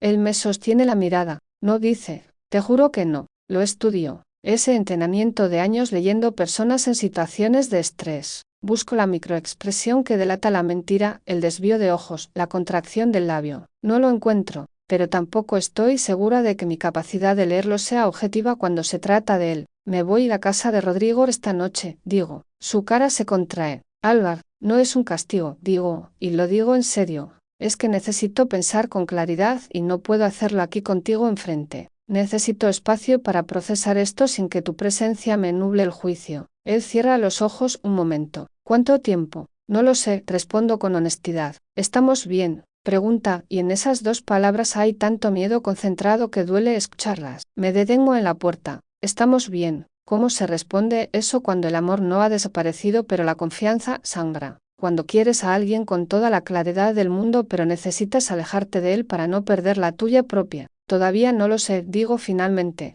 pero voy a averiguarlo. Y salgo. El pasillo del estudio parece más largo que antes. El sol de mediodía entra por los ventanales y forma franjas de luz sobre el suelo de madera. En la recepción, Sofía ha vuelto a su puesto y me sonríe cuando paso. Le devuelvo la sonrisa de manera automática. Por fuera soy una soldado que camina con la espalda recta y la mirada al frente. Por dentro soy una mujer que acaba de descubrir que el campo de batalla más difícil no tiene trincheras ni francotiradores. Tiene el rostro de la persona que más amas en el mundo, mirándote con culpa desde el otro lado de un escritorio. En casa de Rodrigo, esa noche, me siento en el sofá con las rodillas contra el pecho y le cuento todo. Mi hermano escucha sin interrumpir, con esa capacidad suya de contener el mundo cuando yo lo necesito. Cuando termino, dice, ¿qué vas a hacer? Primero, destruir a Sebastián legalmente, respondo. Eso no cambia. Y Martín, miro el techo. Martín me mintió por miedo, digo despacio, no por maldad. Hay una diferencia. Sí, dice Rodrigo. Pero las dos cosas duelen. Sí, admito. Las dos cosas duelen. Me quedo en silencio un momento. ¿Sabes lo que más me duele, Rodrigo? No es que firmara algo sin decirme. Es que pensó que yo no podría soportar saberlo. Que me trató como si fuera frágil. Como si necesitara ser protegida de la realidad. Pausa. Soy soldado. Sobreviví una guerra. Y la persona que se expone me conoce mejor que nadie. Pensó que no podía manejar sus problemas. Rodrigo me mira. Se lo dijiste. No todavía, digo. Deberías, dice, porque lo que describes no es un hombre que no confía en ti. Es un hombre que tiene tanto miedo de perderte que tomó la peor decisión posible para intentar protegerte. Y eso es lo más cruel de todo, que el error de Martín nació del amor, de un amor torpe y asustado y equivocado en su forma, pero real en su raíz. ¿Y qué haces con eso? ¿Cómo te enojas completamente con alguien cuando entiendes el miedo que lo movió? ¿Cómo perdonas cuando la herida todavía está abierta? Esa noche no duermo, y a las 3 de la mañana, en la oscuridad del cuarto de Rodrigo, recibo un mensaje de Martín. Solo dice: tienes razón en estar enojada. No voy a pedirte que no lo estés. Solo quiero que sepas que lo que construimos juntos es lo más importante que tengo, y que fui un cobarde. Lo siento, Alba. De verdad. Lo leo 3 veces. No respondo, pero tampoco borro el mensaje. Lo que no sé todavía, lo que ninguno de los dos sabe esa noche, es que Sebastián Vega no ha terminado. Que el movimiento que hizo en el estudio de arquitectura no era el último, era solo el primero que perdió, y los jugadores que pierden la primera ronda no se retiran, se vuelven más peligrosos. Ayúdenme, debería perdonarlo. Comparte esta historia con alguien que entienda lo que se siente cuando el amor te destruye. Los días sin Martín tienen una textura diferente a los 8 meses de ausencia en la guerra. En el desierto, la distancia tenía una razón clara, una causa mayor que justificaba el vacío. Aquí, en el departamento de Rodrigo, a 15 minutos de nuestro, la distancia es una elección. Y las distancias elegidas duelen de otra manera, más silenciosa, más persistente. Me levanto a las 5 de la mañana como siempre. Salgo a correr por el parque de la colonia cuando la ciudad todavía está dormida y las calles tienen esa quietud azulada del amanecer. Corro más de lo necesario. 8 kilómetros. 10. El cuerpo en movimiento es la única forma que conozco de acallar la cabeza cuando la cabeza no quiere callarse sola. ¿Cuántas veces me dijo que era su equipo? ¿Cuántas veces juramos que enfrentaríamos las cosas juntos? Y a la primera tormenta real decidió que yo era demasiado frágil para saberlo. El enojo regresa en oleadas, justo cuando creo que lo he procesado, que lo he puesto en perspectiva, que entiendo el miedo que movió a Martín. Aparece de nuevo con una claridad renovada y me golpea en el pecho. Rodrigo me da espacio durante el día y compañía por las noches. Es el mejor tipo de hermano, el que sabe cuándo necesitas silencio y cuándo necesitas que alguien se siente contigo y vea la televisión sin hablar de nada importante. Martín llama todos los días. No contesto. Me manda mensajes cortos, sin súplicas, sin dramas. Solo presencia silenciosa. Buenos días. Espero que hayas dormido. Garduño de Amó. Hay avances con el documento. Cuando quieras te cuento. Vi chilaquiles hoy y pensé en ti. No tiene más importancia que esa. Los leo todos. No respondo ninguno. Es crueldad. No lo creo. Es supervivencia. Porque cada vez que veo su nombre en la pantalla algo en mí quiere llamarlo de vuelta y otra cosa, más profunda y más herida, necesita que él entienda el peso de lo que hizo. Que no se resuelve con mensajes bonitos. Que hay cosas que requieren tiempo aunque el tiempo duela. Al cuarto día, Garduño nos convoca a los dos en su despacho. Voy. Martín ya está ahí cuando llego. Se pone de pie cuando me ve entrar y hay algo en ese gesto tan automático, tan genuinamente respetuoso que tengo que concentrarme en mirar los documentos sobre el escritorio para no ablandarme antes de tiempo. Siéntense, por favor, dice Garduño. Nos sentamos, con una silla de separación entre nosotros. Garduño lo nota pero no dice nada. Buenas noticias y noticias complicadas. Empieza. Las buenas, el documento de cesión tiene vicios de consentimiento claros. Presión sistemática, información falsa proporcionada para obtener la firma y ausencia de asesoría legal independiente para el firmante. En pocas palabras, desanlable. ¿Cuánto tiempo tarda el proceso? Pregunta Martín. Si Sebastián no impugna, semanas. Si impugna, meses, dice Garduño.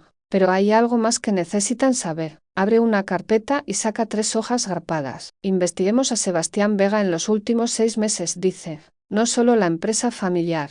También sus movimientos personales y financieros recientes. Una pausa. Sebastián tiene una deuda personal considerable con un prestamista privado. No un banco, un particular con reputación muy poco limpia. El plazo de esa deuda vence en menos de 2 meses. ¿Cuánto? Pregunto. 2.800.000 pesos, dice Garduño. Martín cierra los ojos un segundo. Por eso quería el estudio, dice en voz baja. No era por competencia ni por venganza vieja. Necesitaba un activo que pudiera liquidar o usar como garantía. Exactamente, confirma Garduño. Su plan era obtener el 20% del estudio por contrato, usarlo como garantía con el prestamista y ganar tiempo. Si el estudio no colaboraba, probablemente tenía pensado venderlo a un tercero. Todo encaja. La reaparición después de 10 años. La mentira de las deudas para asustar a Martín. El teatro del aeropuerto para desestabilizarme a mí. Sebastián no vino a reconciliarse con su hermano. Vino a usarlo como tabla de salvación. Me quedo mirando las hojas durante un momento. ¿El prestamista tiene nombre? Pregunto. Garduño duda. Alba, dice Martín en voz baja con ese tono que significa no vayas por ahí. Es información relevante, digo sin mirarlo. Es información peligrosa, dice Garduño con cuidado. El hombre en cuestión no es alguien con quien convenga tener contacto directo. Mi recomendación es que este asunto se resuelva exclusivamente por vía legal y que se mantengan alejados de todo lo que rodea a Sebastián mientras el proceso corre. ¿Y si Sebastián intenta algo antes de que el proceso termine? Pregunto. Tenemos una medida cautelar que presentamos esta mañana, dice Garduño. Ningún movimiento sobre el estudio puede realizarse mientras el caso esté abierto. Sebastián lo sabe o lo sabrá hoy. Salimos del despacho en silencio. En la calle, el sol de la tarde calienta las banquetas húmedas y el tráfico de la avenida llena el aire con su ruido constante. Martín y yo nos quedamos de pie en la acera. Él no dice nada. Espera, eso también lo aprendió conmigo, que cuando yo necesito hablar, hablo, y que empujarme no sirve de nada. El proceso va bien, digo finalmente. Sí, dice él. Garduño es bueno. Sí, silencio. ¿Cómo estás? Pregunta, y en esas 2 palabras hay todo lo que no se ha dicho en 4 días. Lo miro. Tiene ojeras. El cabello menos cuidado de lo habitual. Una tensión en la mandíbula que no estaba antes. Enojada todavía respondo con honestidad. Pero, procesando, él asiente. No sonríe, no se acerca, no intenta nada. Solo asiente con esa dignidad tranquila que siempre me pareció una de sus mejores cualidades. Tómate el tiempo que necesites, dice. Aquí voy a estar. Se da la vuelta y camina hacia el estacionamiento. Yo me quedo en la acera mirando cómo se aleja y sintiendo ese dolor específico que solo existe cuando amas a alguien y estás enojada con él al mismo tiempo, y las 2 cosas son completamente verdad y ninguna cancela a la otra. El 7º día sin dormir en casa, Sebastián aparece en el departamento de Rodrigo. No llama antes. Simplemente toca el timbre a las 7 de la tarde, y cuando Rodrigo abre la puerta ahí está con la misma postura de siempre y esa sonrisa que no llega a los ojos. Vengo a hablar con Alba, dice. No, dice Rodrigo, y empieza a cerrar la puerta. Rodrigo, salgo del pasillo. Déjalo pasar. Mi hermano me mira. Alba, estoy bien, digo.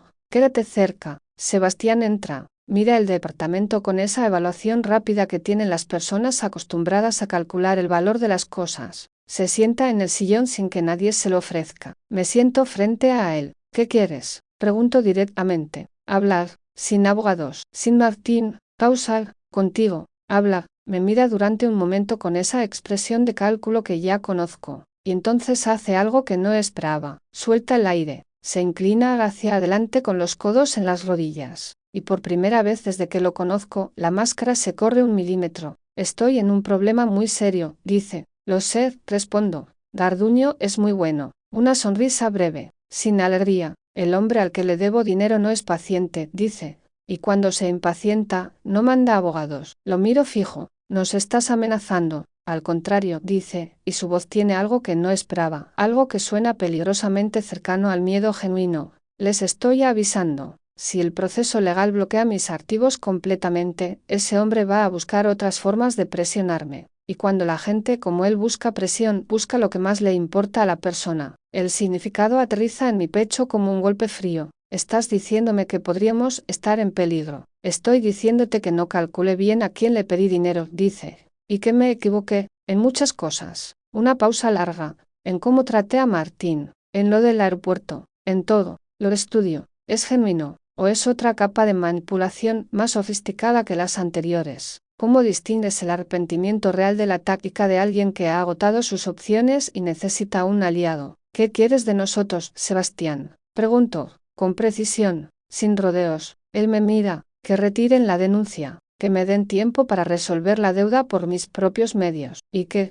le digan a Martín que lo siento. Baja la vista. Sé que no tengo derecho a pedirlo. Solo te digo que es real. Me pongo de pie. Voy a ser muy clara contigo, digo. La decisión sobre la denuncia no es mía sola. Es de Martín también. Sobre el aviso del peligro, lo tomo en serio y voy a tomar las precauciones necesarias. Y sobre el mensaje para Martín, pausar, eso tendrás que decírselo tú mismo, cara a cara, sin intermediarios. Sebastián levanta la vista. ¿Me lo permitirías? No soy su carcelera, digo, soy su esposa. Y eso significa que lo que decida él, lo respeto. Sebastián se pone de pie. En la puerta se detiene. Eres exactamente lo que él necesitaba, dice, y esta vez no hay cálculo en su voz. Ya lo sé, respondo.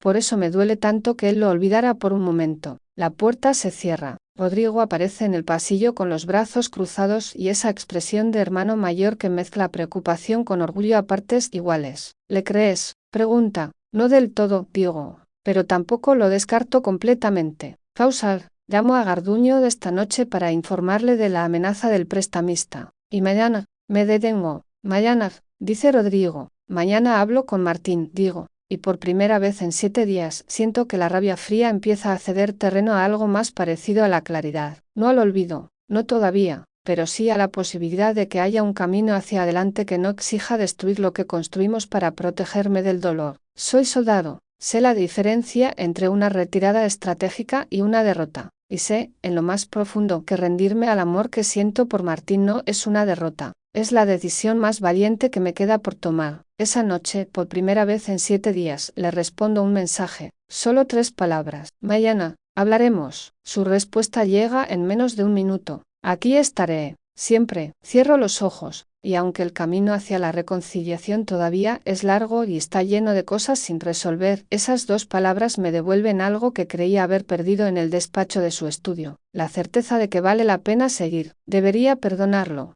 Comparte esta historia con alguien que entienda lo que se siente cuando el amor te destruye. La mañana en que decido volver a casa amanece con ese cielo azul limpio que la Ciudad de México regala después de días de lluvia, como si el clima también necesitara hacer las paces con algo. Me levanto temprano, me ducho, me pongo ropa que no es uniforme militar ni ropa de estar en casa de mi hermano. Me pongo el vestido verde que Martín siempre dice que le gusta porque hace que mis ojos parezcan más claros. No lo hago por él. Lo hago por mí, porque necesito sentirme entera antes de tener esta conversación. Rodrigo está en la cocina con su café cuando salgo. Me mira de arriba abajo. ¿Vas a ir? Dice. No es pregunta. Voy a ir, confirmo. Se levanta, camina hacia mí y me abraza. Un abrazo de hermano mayor, de los que envuelven completamente y dicen todo lo que las palabras no alcanzan. ¿Estás segura? Murmura. No, digo contra su hombro. Pero voy de todas formas. Él se ríe suave. Eso es lo más valiente que existe, dice. Martín abre la puerta antes de que yo termine de tocar, como si hubiera estado esperando del otro lado, como si no se hubiera movido de ahí desde que le mandé el mensaje anoche. Tiene el mismo aspecto de los últimos días, ojeras, cabello sin peinar, la camisa del día anterior,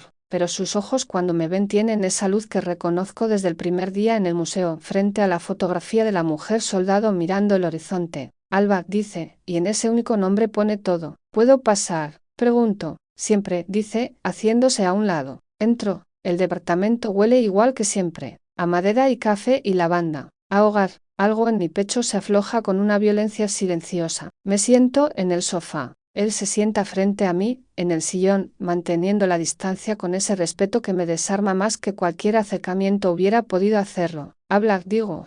Primero tú. Todo lo que no me dijiste. Él asiente. Se inclina hacia adelante con los codos en las rodillas, esa postura que adopta cuando algo lo pesa de verdad. Cuando Sebastián reapareció, empieza, la primera semana casi lo hecho. Le dije que no quería saber nada de él, pero luego me mostró esa foto. Pausa, la que encontraste en el cajón, la de Navidad, digo. Nuestra madre está enferma, dice, y su voz baja un tono. Cáncer. Etapa 2, tratable, pero ella estaba sola porque Sebastián y yo llevábamos 10 años sin hablarnos y ella nunca quiso pedirle nada a ninguno de los dos. Sebastián me lo dijo de esa primera semana, que mamá preguntaba por mí, que quería vernos juntos antes de que la enfermedad avanzara. Me quedo quieta. Una madre enferma, una familia rota durante 10 años, un hermano gemelo que usa el amor filial como primera palanca de manipulación. ¿Por qué no me lo dijiste? Pregunto, y esta vez en mi voz no hay reproche, solo genuina necesidad de entender, porque llevamos 2 años juntos y en esos 2 años nunca te hablé de mi familia, dice.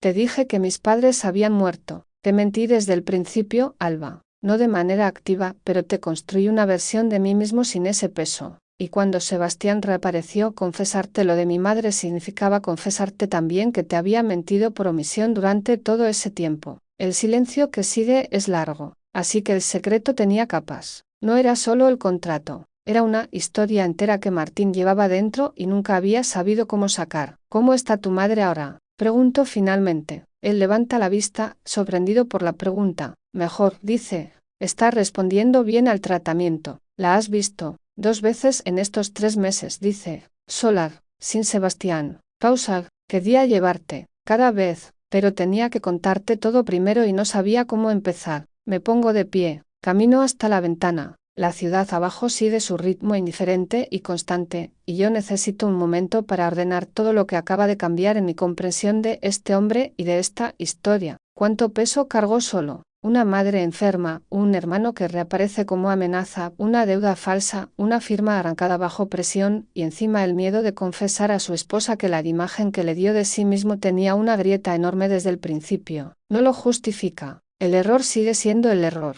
pero lo explica. Y hay una diferencia entre entender y absolver. Me giro hacia él. Hay cosas que vamos a tener que trabajar, digo. La comunicación, la confianza, el hecho de que cuando tienes miedo tu instinto es protegerme en lugar de incluirme. Eso no cambia de un día para otro. Lo sé, dice. Y quiero conocer a tu madre, agrego. Él abre la boca, la cierra. Sus ojos brillan con algo que tarda un segundo en controlar. Alvar, empieza. Martín, lo interrumpo con suavidad. Te elegí en el museo frente a esa fotografía. Te elegí en el altar bajo la buhardilla de mi madre. Te elegí cuando firmé los papeles del despiede sabiendo que me iría 8 meses. Pausa, no me arrepiento de ninguna de esas elecciones. Pero necesito que entiendas que elegirte no significa que puedo elegirte sin la verdad completa. No puedo amar a una versión incompleta de ti. Necesito al hombre real, con su historia entera, con su familia enferma y su hermano problemático y sus miedos y sus errores. Martín me mira durante un momento tan largo que el tiempo parece suspenderse. Después se levanta, se acerca despacio, como quien se aproxima a algo que podría romperse si se mueve demasiado rápido. Se detiene a un paso de mí. Soy ese hombre, dice. Quiero ser ese hombre. Contigo. Lo sé, digo. Por eso estoy aquí. Él levanta la mano y me acaricia la mejilla con una ternura tan cuidadosa que duele de la mejor manera posible. Puedes perdonarme. Zurra. Estoy en proceso, digo con honestidad. Pero el proceso va bien. Él suelta una carcajada suave, esa carcajada que no esperaba y que le sale cuando algo lo sorprende de manera agradable. Y yo también río apenas, y ese pequeño sonido compartido en el silencio del departamento es más poderoso que cualquier discurso. Me abraza. Lo dejo. Cierro los ojos y apoyo la frente en su hombro y respiro. Hay algo más, dice contra mi cabello. Me separo para mirarlo. Sebastián me llamó esta mañana, dice. Quiere venir a hablar conmigo. Dijo que tú le dijiste que tenía que decirme algo en persona. Así es, confirmo. ¿Quieres verlo? Martín lo piensa durante un momento real. No es una respuesta automática. Sí, dice finalmente, pero esta vez con los dos presentes. No más conversaciones que el otro no sabe. De acuerdo, digo. Sebastián llega esa tarde a las 5. Rodrigo también viene. No se lo pedimos, simplemente aparece con una bolsa de tamales de la señora Consuelo y la expresión de quien no tiene intención de perderse esto. Soy el hermano, le dice a Sebastián en la puerta. Y también soy testigo, por si acaso. Sebastián lo mira. Después asiente con algo que podría ser respeto. Nos sentamos los 4 en la sala. La luz de la tarde entra por los ventanales y forma sombras largas sobre el suelo. Hay café sobre la mesa que nadie toca. Sebastián mira a Martín durante un momento largo, y lo que ocurre en su cara es algo que yo no había visto hasta ahora, el derrumbe de la máscara completa, sin el cálculo, sin la sonrisa fría. Solo un hombre frente a su hermano gemelo después de 10 años de distancia y 3 meses de daño deliberado. No sé por dónde empezar, dice. Por el principio, dice Martín con una calma que me parece extraordinaria. Sebastián asiente. Cuando papá murió, empieza, yo tenía 19 años y estaba aterrado. La empresa era un desastre por dentro aunque por fuera pareciera sólida. Las deudas que encontré en los libros contables me paralizaron. Y en lugar de decírtelo, en lugar de enfrentarlo contigo, tomé lo que pude y te dejé afuera. Pausa, no fue solo ambición, fue cobardía, y lo convertí en ambición para no tener que llamarlo por su nombre real. Martín no dice nada. Escucha, arruiné la empresa en 10 años, continuó Sebastián, no por falta de inteligencia, por falta de integridad. Tomé atajos, Me junté con gente equivocada, y cuando el edificio se derrumbó, mi primer instinto fue buscar a quien arrastrar conmigo en lugar de enfrentar las consecuencias solo. A mí, dice Martín. A ti, confirma Sebastián, que eras lo más accesible y lo más seguro porque sabía, en algún lugar que no quería reconocer, que no ibas a dejarme caer del todo, porque así eres tú. El silencio entre los dos hermanos tiene 10 años de peso. ¿Mamá sabe todo de esto?, pregunta Martín. Mamá sabe más de lo que nos imaginamos, dice Sebastián con algo parecido a una sonrisa triste. Siempre supo. Por eso insistió tanto en la foto de Navidad. Por eso pregunta por ti. Pausa. Dice que el único error que no puede perdonarse es el que no se intenta reparar. Martín mira sus manos. Yo lo observo desde mi lugar y veo el momento exacto en que algo en él se mueve. No es perdón todavía. Es algo anterior al perdón. Es la apertura de una puerta que llevaba 10 años cerrada. ¿Qué vas a hacer con el prestamista?, pregunta Martín. Tengo un abogado que está negociando un plan de pago, dice Sebastián. Vendí el departamento del centro, el que era de papá. Una pausa. Era lo único que quedaba de valor real. Alcanza para cubrir la deuda con algo de margen. ¿Y la denuncia?, pregunta Rodrigo desde su rincón, directo como siempre. Sebastián me mira. Después mira a Martín. Eso lo deciden ustedes, dice. No voy a pedir nada más. Ya pedí demasiado. Martín y yo nos miramos. Tenemos esa conversación silenciosa que solo existe entre las personas que se conocen de verdad. El idioma sin palabras de 2 años de matrimonio y una vida construida juntos. Él levanta una ceja levemente. ¿Tú qué piensas? Yo inclino la cabeza 1 milímetro. Es tu decisión, pero te apoyo. Él asiente casi imperceptiblemente. De acuerdo. Vamos a retirar la denuncia, dice Martín, mirando a su hermano. Pero hay condiciones. Sebastián espera. Primera, cualquier comunicación entre nosotros de ahora en adelante, incluye a Alba. No hay conversaciones privadas sobre asuntos que nos afecten a los dos. Martín me mira brevemente. Aprendí eso de la peor manera. Sebastián asiente. Segunda, quiero verte trabajar de manera limpia. No te voy a monitorear, pero si en algún momento vuelves a usar a alguien de esta familia como herramienta, se acabó. Sin segunda oportunidad. Entendido, dice Sebastián. Y tercera, dice Martín, y su voz baja un tono. La próxima vez que vayas a ver a mamá, avísame. Voy contigo. Sebastián lo mira, y algo en su cara, ese último bastión de frialdad calculada, se rompe finalmente. De acuerdo, dice, y su voz suena diferente. Más pequeña, más real. Rodrigo, que ha permanecido en silencio admirable durante toda la conversación, abre la bolsa de tamales y los pone sobre la mesa con una practicidad perfecta. Bien, dice. ¿Alguien más tiene hambre o soy el único que lleva horas sin comer? La tensión se rompe con una carcajada que sale de los 4 al mismo tiempo, inesperada y necesaria como la lluvia después de una sequía larga. Y en ese momento, alrededor de una mesa con café frío y tamales de la señora Consuelo, con mi hermano haciendo comentarios inoportunos y 2 hermanos que llevan 10 años sin mirarse a los ojos intentando recordar cómo hacerlo, siento que algo se recompone. No todo, todavía no todo, pero lo suficiente para seguir. Esa noche, cuando Rodrigo y Sebastián se van y el departamento vuelve a ser nuestro, Martín y yo nos quedamos en la terraza con las tazas de café que esta vez sí terminamos. La ciudad brilla abajo, indiferente y hermosa. ¿Cómo estás?, le pregunto. Extrañamente bien, dice, con genuina sorpresa en la voz. Es raro. Pensé que verlo iba a ser peor. El peso que cargas solo siempre pesa más que el que cargas acompañado, digo. Él me mira. Lo aprendiste en el ejército. Lo aprendí contigo, digo, aunque tú tardaste un poco más en aprenderlo de vuelta. Él se ríe. Esa carcajada baja y cálida que extrañé durante 8 meses. Me toma la mano sobre la mesa. ¿Quieres volver a casa?, pregunta. Lo miro. Nuestro departamento. Nuestra cama con las esquinas perfectas que él aprendió a doblar por mí. Nuestras plantas en la ventana. Nuestra vida entera esperando del otro lado de una decisión. Ya estoy en casa, digo. Y esta vez, cuando me abraza, no hay distancia de cristal entre nosotros. Solo él, solo yo, y todo lo que construimos que, a pesar de todo, sigue en pie. Porque algunas cosas no se rompen aunque las golpeen. Solo se prueban. Y nosotros acabamos de pasar la prueba más difícil. Dicen que el amor verdadero no es el que nunca se rompe. Es el que se rompe, sangra, y aún así encuentra la manera de soldarse más fuerte en las grietas. Yo no lo entendí del todo hasta que lo viví. Hasta que estuve en el otro lado del dolor y descubrí que el camino de regreso existe, aunque no siempre sea recto y aunque los pies duelan en el trayecto. Han pasado 3 meses desde aquella tarde de tamales y café frío y 2 hermanos aprendiendo a mirarse de nuevo.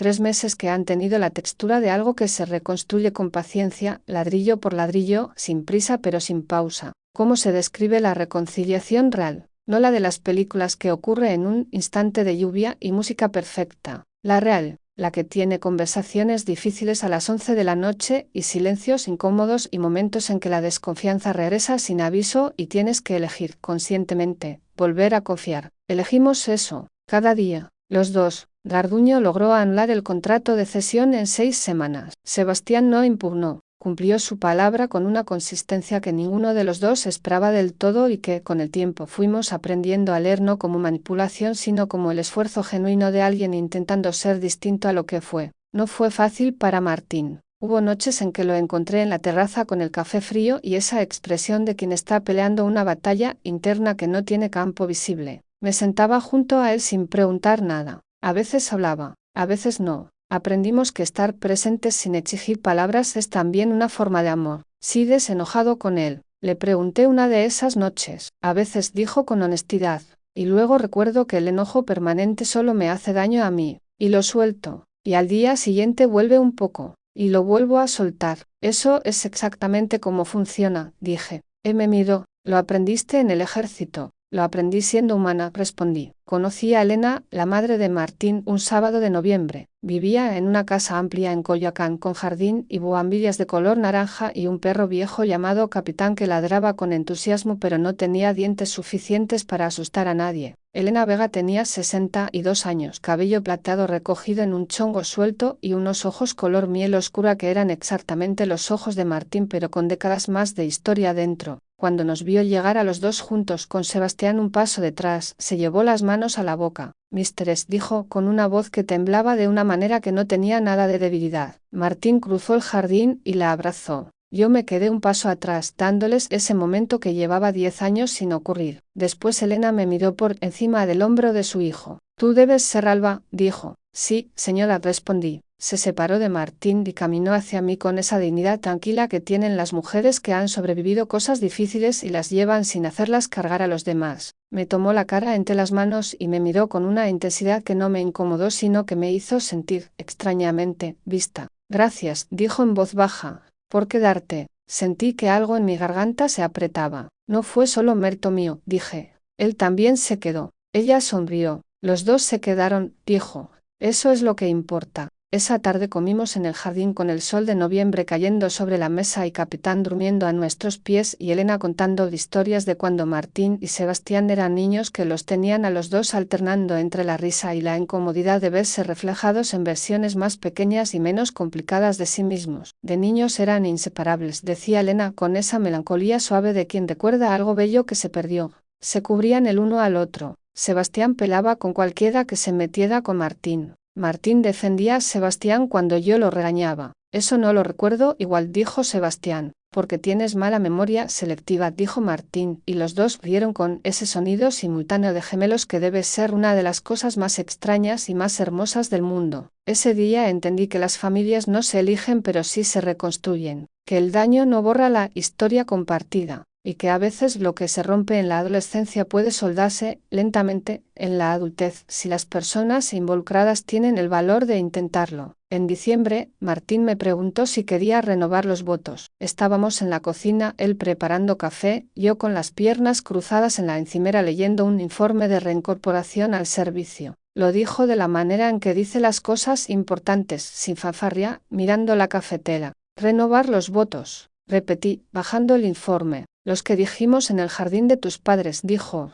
Quiero decírtelos de nuevo, sabiendo todo lo que sé ahora, sabiendo lo que casi perdimos. Pausa. Quiero que sean votos reales, no de dos personas que se aman y creen que eso es suficiente, de dos personas que saben que el amor requiere trabajo y eligen hacerlo de todas formas. Lo miré durante un momento largo. ¿Con la bugambilia?, pregunté. Él se giró hacia mí con esa sonrisa lenta. Con la bugambilia, confirmó, y con Rodrigo llorando en la primera fila. Inevitablemente, dijo. De acuerdo, dije. Pero esta vez los votos los escribimos juntos. La ceremonia fue en enero en el mismo jardín de mis padres, bajo la misma bugambilia fucsia que mi madre plantó el año que nací y que para entonces había crecido tanto que cubría la mitad de la pared. No invitamos a mucha gente. Familia cercana. Rodrigo, que llegó con los ojos brillantes desde antes de que empezara cualquier cosa. Elena, que vino con Capitán porque insistió en que el perro era parte de la familia y nadie tuvo corazón para llevarle la contraria. Sebastián, que se sentó en la última silla de la fila y pasó toda la ceremonia con las manos apretadas sobre las rodillas y una expresión que era mezcla de culpa y gratitud y algo que se parecía mucho a la esperanza. Mi padre me llevó al altar de nuevo, esta vez sin el traje nuevo que se compró para la primera boda, sino con su ropa de diario, porque le dije que prefería eso, que prefería al hombre real al hombre de ocasión. Caminé hacia Martín con el sol de enero sobre los hombros y los pies firmes sobre la tierra del jardín y el corazón latiendo con esa mezcla de nervios y certeza que solo existe cuando sabes exactamente lo que estás eligiendo y por qué. Martín estaba al final del camino con los ojos brillantes y la camisa azul marino, no la que Sebastián le robó sino una nueva, idéntica, que yo le regalé en Navidad con una nota que decía, esta es tuya, solo tuya. Cuando llegué junto a él me tomó las manos y las apretó con esa fuerza que dice más que cualquier palabra. Estás preciosa, susurró. Ya sé, dije, y él se rió bajito. El juez civil que nos casó la primera vez no estaba disponible. Nos casó de nuevo, simbólicamente, una amiga jueza de Rodrigo que leyó los votos que habíamos escrito juntos sentados en la terraza una noche de diciembre con café caliente y la ciudad brillando abajo. Martín leyó primero. Te prometo la verdad completa, dijo, con la voz firme aunque le temblaban levemente los dedos sobre el papel. No la versión editada, no la versión que creo que puede soportar. La verdad entera con todo su peso. Te prometo que cuando tenga miedo voy a decírtelo en lugar de protegerte de él. Te prometo que voy a elegirte todos los días, no solo cuando sea fácil, sino especialmente cuando no lo sea. Yo leí después. Te prometo que voy a seguir eligiéndote con los ojos abiertos, dije. Sabiendo quién eres en realidad, con tu historia completa y tus miedos reales y tus errores humanos. Te prometo que cuando estés a punto de cargar algo solo, voy a recordarte que somos equipo. Y te prometo que cada vez que regrese de donde sea que me lleve el servicio, voy a buscarte primero. Siempre. Rodrigo estaba llorando en la primera fila. No intentó disimularlo esta vez. Elena tenía los ojos húmedos y una sonrisa que iluminaba el jardín entero. Sebastián, en la última fila, miraba a su hermano con una expresión que no tenía cálculo ni máscara. Solo un hombre viendo a su gemelo ser feliz y eligiendo, quizás por primera vez, alegrarse por ello genuinamente. Nos besamos bajo la bugambilla mientras la pequeña reunión aplaudía y Capitán ladraba con su entusiasmo desdentado y mi madre lloraba con ese llanto silencioso y orgulloso que solo tienen las madres que cosieron el vestido de boda de su hija 2 veces. Y en ese momento con el sol de enero sobre nosotros y el jardín lleno de las personas que más amamos, sentí que los votos que dijimos esa primera vez bajo esta misma bugambilla no habían sido falsos, solo eran incompletos, y ahora, por fin, estaban terminados. En febrero recibí la confirmación de mi nuevo destino de servicio, esta vez nacional, Ciudad de México, sin despliegues largos en el horizonte inmediato. Se lo dije a Martín esa noche en la terraza. ¿Cuánto tiempo?, preguntó. Al menos 2 años de asignación local, dije. Él soltó el aire despacio. 2 años. Los dos sabíamos lo que eso significaba. Entonces tenemos tiempo, dijo. ¿Tiempo para qué?, pregunté, aunque algo en su tono me hizo intuir la respuesta. Me miró con esa expresión que reserva para las cosas importantes. La mandíbula firme, los ojos directos. Ese Martín que no rodea las cosas sino que va derecho al centro. Para lo que hemos estado hablando, dijo. Una familia, Alba. El jardín de abajo, la ciudad entera, todo pareció quedar en pausa por un segundo. ¿Estás seguro?, pregunté. Nunca he estado más seguro de nada, dijo. Me levanté, rodé la mesa y me senté en su regazo con esa confianza de quien lleva años siendo bienvenida en ese espacio. Él me rodeó con los brazos. 2 años es mucho tiempo, dije. Ese tiempo exacto, dijo, para hacer las cosas bien, para que todo esté sólido, para que cuando llegue a algo construido de verdad. Lo besé. Largo y despacio, con el sabor del café y la ciudad encendida abajo y la certeza tranquila de que esto, exactamente esto, es lo que significa tener un hogar. Mateo llegó 18 meses después, un martes de agosto con el cielo nublado y ese calor húmedo específico del verano en la Ciudad de México. 3 kilos 200 gramos, cabello oscuro, los ojos todavía sin definir su color final pero con una forma que era inconfundiblemente la de Martín. Martín estuvo en el hospital desde las 4 de la mañana. No se movió de mi lado en ningún momento. Me tomó la mano durante cada contracción con una firmeza que no flaqueó ni una sola vez, y cuando le pusieron a Mateo en los brazos por primera vez se quedó absolutamente quieto durante un segundo completo, mirándolo con una expresión que no tengo palabras para describir excepto decir que era el rostro de alguien que acaba de entender algo fundamental sobre el mundo. «Hola», le dijo al bebé, en voz muy baja. «Te hemos estado esperando». Yo estaba agotada y adolorida y completamente feliz. «¿Cómo estás?», me preguntó Martín girándose hacia mí sin soltar a Mateo. «Bien», dije, «estoy muy bien». Y era verdad. Era la verdad más completa que había dicho en mucho tiempo. Rodrigo llegó 2 horas después con tamales de la señora Consuelo porque según él era la única respuesta apropiada a cualquier acontecimiento importante de la vida. Elena llegó media hora más tarde con Capitán en una bolsa de tela porque insistió en que el perro tenía que conocer al bebé y nadie, nuevamente, tuvo corazón para negarle nada. Sebastián llegó el último. Se quedó en la puerta de la habitación durante un momento como si no estuviera seguro de si tenía derecho a estar ahí. Martín lo vio y le hizo un gesto con la cabeza. «Entra, hermano», dijo. Sebastián cruzó la habitación y miró a Mateo en los brazos de Martín con una expresión que era todas las cosas a la vez: asombro, arrepentimiento, gratitud, promesa. «Se parece a ti», dijo. «Y a ti», dijo Martín. «Somos gemelos, por si lo olvidaste». Sebastián soltó una carcajada breve y real, de las que no calculas sino que simplemente ocurren, y en ese sonido escuché algo que llevaba meses formándose en silencio, el principio de 2 hermanos que encontraron el camino de regreso el uno al otro. Hubiera imaginado yo, aquella mañana en el aeropuerto con la mochila militar cayéndose de mis manos y el corazón rompiéndose en el pecho, que todo conducía hacia aquí. Hacia esta habitación de hospital con sol de agosto entrando por las persianas y las personas que más amo en el mundo alrededor de una cama. No, no lo hubiera imaginado. Pero así funciona la vida. Y así funciona el amor cuando decides no rendirte. Mateo tiene ahora 8 meses y ha heredado el ceño fruncido de su padre y mi costumbre de despertar antes del amanecer, lo cual Martín considera una injusticia cósmica pero acepta con una resignación que tiene mucho de ternura. Las mañanas en nuestro departamento huelen a café y leche y ese jabón de lavanda que Martín sigue comprando en el mercado de Coyoacán. Hay juguetes en el suelo de la sala y una silla de bebé en la cocina y fotos nuevas en las paredes junto a los planos enrollados en el estante. Una de las fotos es de nuestra segunda ceremonia bajo la bugambilla. Otra es de la primera Navidad de Mateo en casa de Elena con Capitán durmiendo bajo el árbol y Sebastián sosteniendo al bebé con la misma expresión de pánico suave que tienen todos los tíos primerizos. Y otra, la que está en la mesita de noche de nuestro dormitorio, es una que Rodrigo tomó sin que nos diéramos cuenta, Martín y yo en la terraza de noche, con la ciudad abajo, las tazas de café entre las manos y las cabezas juntas como si el mundo entero cupiera en ese espacio entre los dos. Esa es mi foto favorita. No porque seamos perfectos en ella, sino porque somos reales. Esta mañana, mientras Mateo dormía su siesta y Martín trabajaba en los planos del nuevo proyecto, me senté en la terraza con mi café y pensé en todo lo que ocurrió desde aquel martes en el aeropuerto cuando vi a un hombre con la cara de mi esposo besando a otra mujer y sentí que el suelo desaparecía bajo mis pies. Pensé en la rabia, en los 7 días en casa de Rodrigo, en el despacho de Garduño,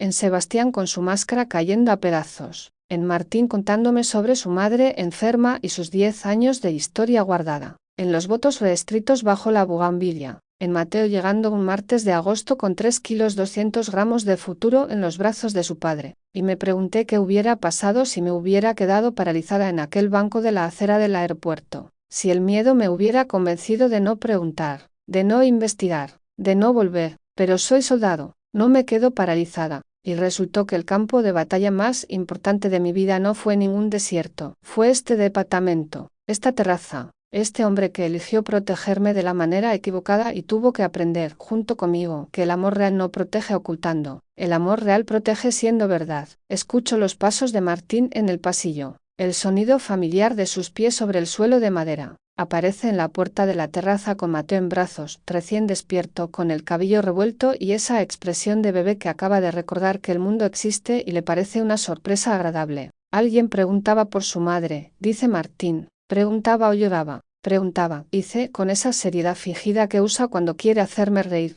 de manera muy insistente y algo húmeda. Me río. Extiendo los brazos y tomo a Mateo, que me agarra un mechón de cabello con esa determinación concentrada de los bebés que han descubierto el poder de sus manos. Ay, digo, tiene tu carácter, dice Martín, sentándose junto a nosotros. Tiene tu fuerza de agarre, respondo. Él me besa en la sien. Mateo nos mira a los dos alternadamente con esos ojos que todavía están decidiendo su color final y que ya tienen, inconfundiblemente, la misma forma de mirar de su padre, directa, atenta, como si realmente quisiera entender lo que ve. La ciudad se extiende abajo, ruidosa y brillante y completamente indiferente a lo que ocurre en esta terraza. Y en esta terraza ocurre lo más importante del mundo, mi familia, la que construimos 2 veces, la que vale cada grieta y cada soldadura y cada mañana elegida. Finalmente, ¿te gustó este final? Cuéntame en los comentarios qué fue lo que más te emocionó. Dale like si lloraste tanto como yo. Suscríbete porque la próxima semana traigo una historia aún más impactante. Hasta luego.